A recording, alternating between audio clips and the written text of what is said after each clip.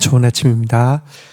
시편 44편 이어서 묵상하도록 하겠습니다. 9절부터 17절입니다. 9절.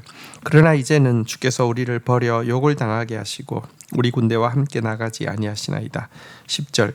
주께서 우리를 대적들에게서 돌아서게 하시니 우리를 미워하는 자가 자기를 위하여 탈취하였나이다. 11절. 주께서 우리를 잡아먹힐 양처럼 그들에게 넘겨주시고 여러 민족 중에 우리를 흩으셨나이다. 12절. 주께서 주의 백성을 헐값에 파심이여 그들을 판 값으로 이익을 얻지 못하셨나이다. 13절. 주께서 우리로 하여금 이웃에게 욕을 당하게 하시니 그들이 우리를 둘러싸고 조소하고 조롱하나이다. 14절. 주께서 우리를 뭇 백성 중에 이야기거리가 되게 하시며 민족 중에 머리 흔들림을 당하게 하셨나이다. 자, 이스라엘이 과거에 주께 받았던 그 놀라운 구원과 승리에 대한 이야기를 이렇게 계속 전수받고 있었고요. 또 그 하나님 앞에서 또 다시 한번 구원을 간구하고 승리를 명령해 달라고 기도하고 있던 시인은 현재 그와는 정반대 상황에 처해 있는 자신의 상황, 자기 민족의 상황에 대해서 아뢰고 있습니다. 승리를 명하셨던 하나님께서 마치 패배를 명하신 것처럼 그들을 버려 욕을 당하게 하셨고 그들의 군대와 함께 하지 않으셨다는 것입니다. 대적들로부터 돌아서게 하셨고 탈취를 당하게 하셨다는 것입니다. 마치 잡아먹힐 양처럼 이렇게 넘겨지게 되었고 여러 민족 중에 흩어지게 되었다는 것입니다. 왜 이런 일을 당했느냐? 이유는요, 단순합니다. 주께서 왜 그들에게 승리를 명령하셨고 왜 그들을 구원하셨는지 그 이유를 잊었기 때문입니다. 하나님께서 그들은 약한 자이기 때문에 작은 자이기 때문에 기뻐하셨는데요. 하나님 외에 의지할 자가 없는 자이기 때문에 긍휼을 베푸셨는데요. 스스로 큰 자가 되어 자기의 활과 칼을 의지하였고요. 자기들이 받은 승리가 자기들의 공로라고 생각하기 때문에 교만해져서 더 이상 사랑도 정의도 공의도 잃어버린 그런 민족이 되었기 때문입니다. 하나님께서 그동안 은혜로 사랑하셨던 그들을 아낌없이 대적에게 내어줬습니다. 주님이 이것들 못 쓰겠으니까 팔아가지고 조금이라도 원금 챙기자 이런 것도 아닙니다. 그냥 값없이 그냥 넘겨주셨다 이렇게 이야기를 하고 있습니다. 이 때문에 이스라엘은요, 블레셋, 에돔, 모압, 암몬, 아람처럼 자기 옆에 있던 그 이웃들에게 마저 소와 이렇게 조롱거리가 되어 버렸고요. 온 세상 사람들에게 이야기거리와 야유의 대상이 되어 버렸다 이렇게 이야기하고 있습니다.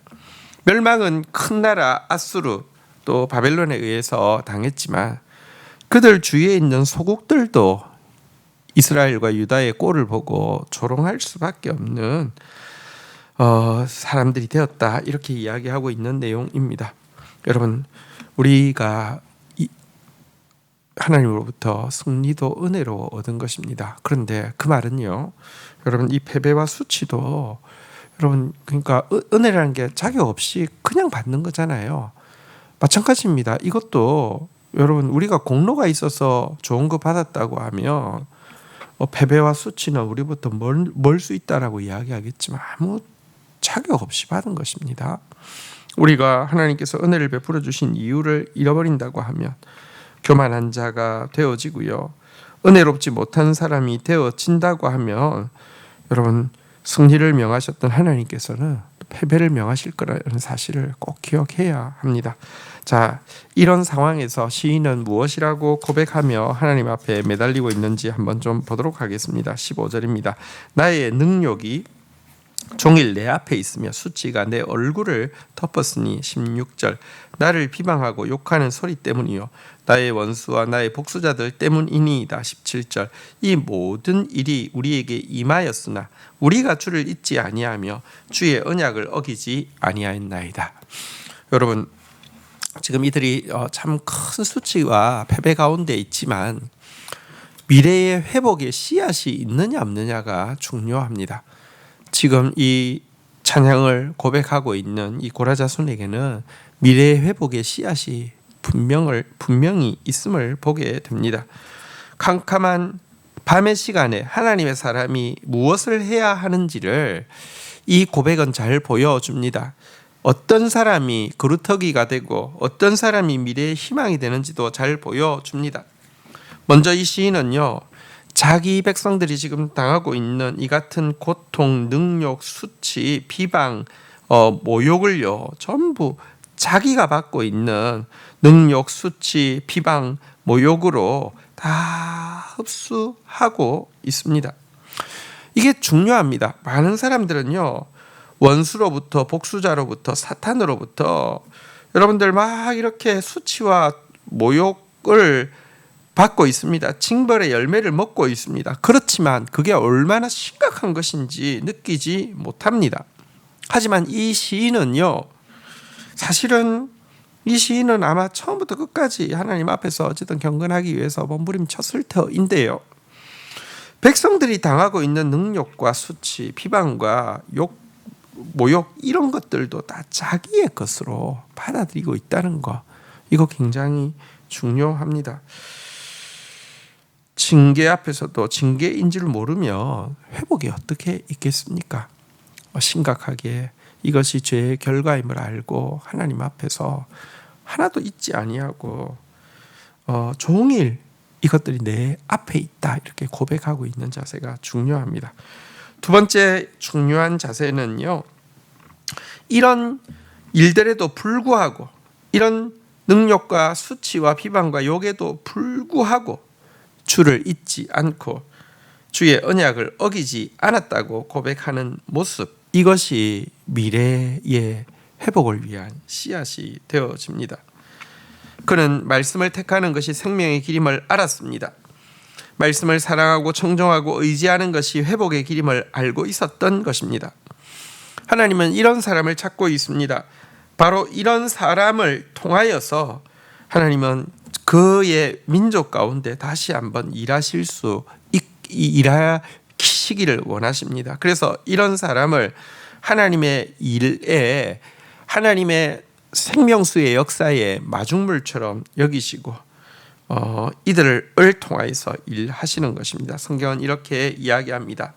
내가 오늘 하늘과 땅을 불러 너희에게 증거를 삼노라. 내가 생명과 사망과 복과 저주를 내 앞에 두었은즉 너와 내 자손이 살기 위하여 생명을 택하고 내 하나님 여호와를 사랑하고 그의 말씀을 청종하며 또 그를 의지하라. 그는 내 생명이시요 내 장수이시니 여호와께서 내 조상 아브라함과 이삭과 야곱에게 주리라고 맹세하신 땅에 내가 거주하리라. 이렇게 이야기하고 있습니다. 확실한 말씀입니다. 말씀을 택하는 자에게는 생명이 있습니다. 심지어 몰락의 자리라도 다시 한번 말씀을 붙잡을 수만 있다고 하면 하나님을 잊지 않고 주의 언약을 어기지 않는다고 하면 회복은 그 사람을 통하여서 이루어질 것입니다. 주신 말씀 붙잡고 기도하며 나가도록 하겠습니다.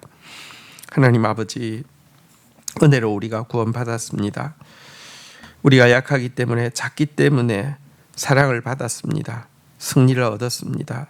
어느새 교만해지고 내 공로인 줄로 알고 스스로 큰 자가 되어져서 자기의 활과 칼을 의지하며 약한 자들을 향하여서 모진 사람 되어지고 은혜 없는 사람 되어진다고 하면 하나님, 승리를 명하신 하나님께서 패배를 명할 수밖에 없다는 사실을 기억하게 하여 주시옵소서.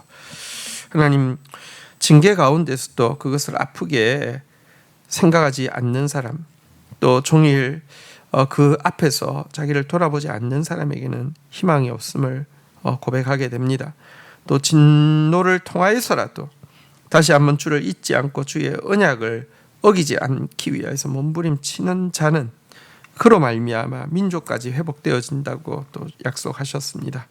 생명과 사망, 복과 저주의 길이 말씀을 택할 것인지 말씀을 버릴 것인지에 있을진데 저희들 정말 하나님 말씀 붙잡고 말씀 택하는 자 되어질 수 있도록 은혜를 더하여 주옵소서. 예수 그리스도의 이름으로 기도 올립니다. 아멘.